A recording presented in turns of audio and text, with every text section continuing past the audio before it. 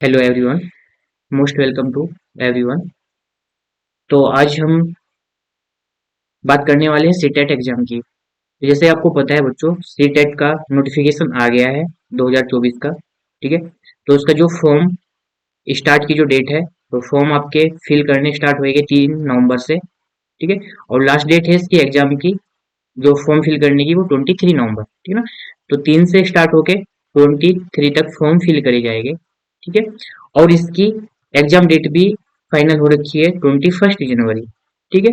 तो यदि हम बात करें अभी से लगा के 3 नवंबर से यदि हम बात करें, तो आपके पास ज्यादा दिन नहीं है। तो आपके लगभग 78 डेज आपके पास अभी से स्टार्ट करें तो 78 डेज आपके एग्जाम में है। ठीक है ना।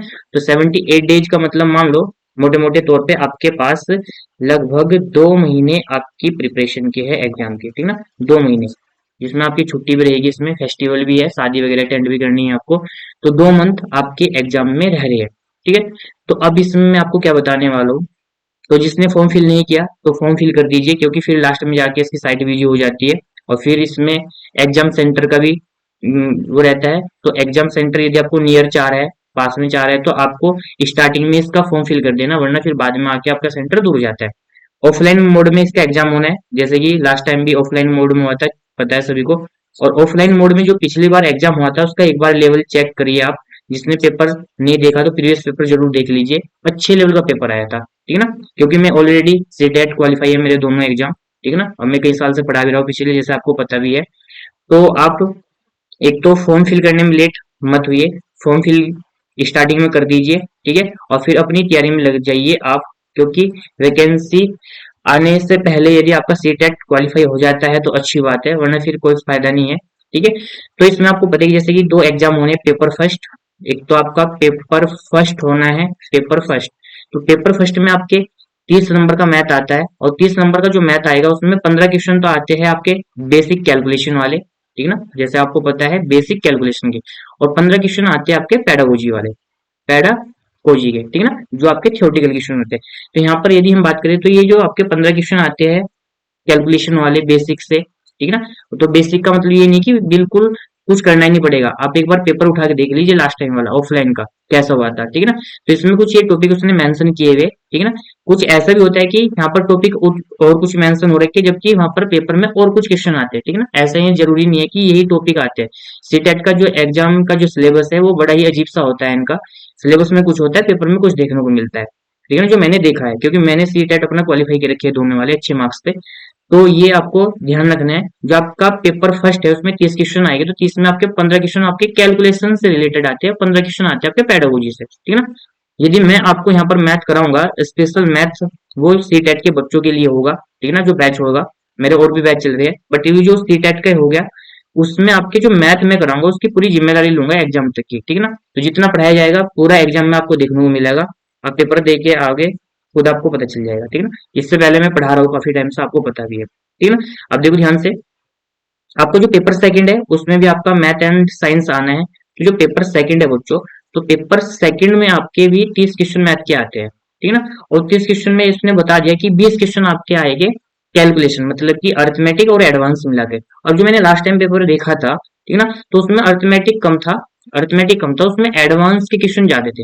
एक बार पेपर उठा के देखना, उसमें एडवांस एडवांस का मतलब एल्जेब्रा, ट्रिग्नोमेट्री, ट्रिग्नोमेट्री तो नहीं थी, जियोमेट्री या मेंसुरेशन। ठीक है ना। तो जैसे इसमें दे भी रखा है यहाँ पर कि अर्थमेटिक के जो टॉपिक है आपके नंबर सिस्टम आपका पूरा कुछ भी पूछा जा सकता है। एल्जेब्रा, एल्जेब्रा में रेशियो एंड प्रोपोर्शन दे रखा है, जबकि अर्थमेटिक का टॉपिक होता है ये। ठीक है ना। Ratio and proportion.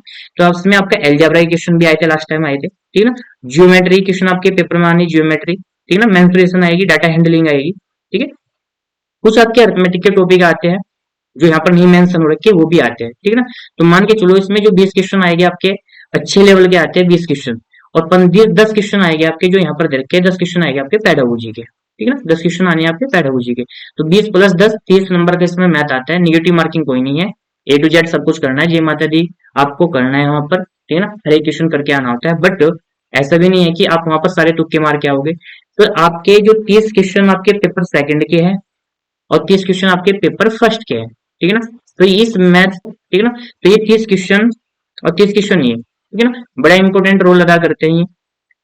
तो मैं अब आपको यहाँ बताने वाला हूँ जिन भी बच्चों को पढ़ना है, तो यहाँ पर मैं 6 नवंबर से अपना एक बैच स्टार्ट कर रहा हूँ। 6 नवंबर से ये प्रॉपर जो बैच होगा, ये आपका सी टेट के बच्चों के लिए होगा, जो भी सी टेट का मैथ पढ़ना चाह रहे हैं, स्पेशल मैथ, ठीक है ना। तो आपके पास मैक्सिमम 2 महीने हैं, तो 2 महीने में आपको पूरा सिलेबस कवर करना है, ठीक है ना। और ये बिल्कुल सफिशियंट टाइम है, ना तो ज्यादा है और ना ही ये बिल्कुल कम टाइम है, ठीक है ना। तो 2 महीने आपके बहुत ही प्रीसियस टाइम है। तो यदि आपको मैथ कवर करना है, तो आप मेरे बैच को ज्वाइन कर सकते हैं। ऑनलाइन ऑफलाइन दोनों क्लास चलेगी आपकी। यदि कोई ऑफलाइन आना चाहता है तो ऑफलाइन आ सकता है। ऑफलाइन एड्रेस आपका यहाँ पर मैंने डाल रखा है, तो ऑफलाइन क्लासेस में भी आ सकता है। या कोई बच्चा ऑनलाइन मोड में आना चाहता है तो ऑनलाइन भी उनको क्लास प्रोवाइड हो जाएगी, ठीक है ना। ऑफलाइन ऑनलाइन दोनों मोड में। तो ये 6 नवंबर से मैं स्टार्ट कर रहा हूँ। टाइम ज्यादा नहीं है, बहुत ही कम टाइम है, 2 महीने का टाइम है, और इतना टाइम आपको लग भी जाता है। पढ़ना भी है, उसमें रिविजन भी करना है, प्रैक्टिस सेशन भी करना होता है। तो जिनको भी ये अपना लगता है कि हमें मैथ सीखना है या मैथ करना है सीटेट का, तो आप कांटेक्ट कर सकते हैं। नंबर आपके पास यहाँ पर लिखा हुआ भी है, ठीक है ना। तो आप इसमें कांटेक्ट कर सकते हैं जिनको भी पढ़ना है, ठीक है बच्चों। तो मेरे को ये इन्फॉर्मेशन देनी थी, सीटेट का बैच आपका कब से स्टार्ट हो रहा है, और इसका जो फॉर्म फिल करना है, तो आपको स्टार्टिंग में ही फॉर्म फिल कर देना, वरना बाद में फिर आपको दिक्कत आएगी, ठीक है। तो मोस्ट वेलकम सभी बच्चों का। Thanks everyone.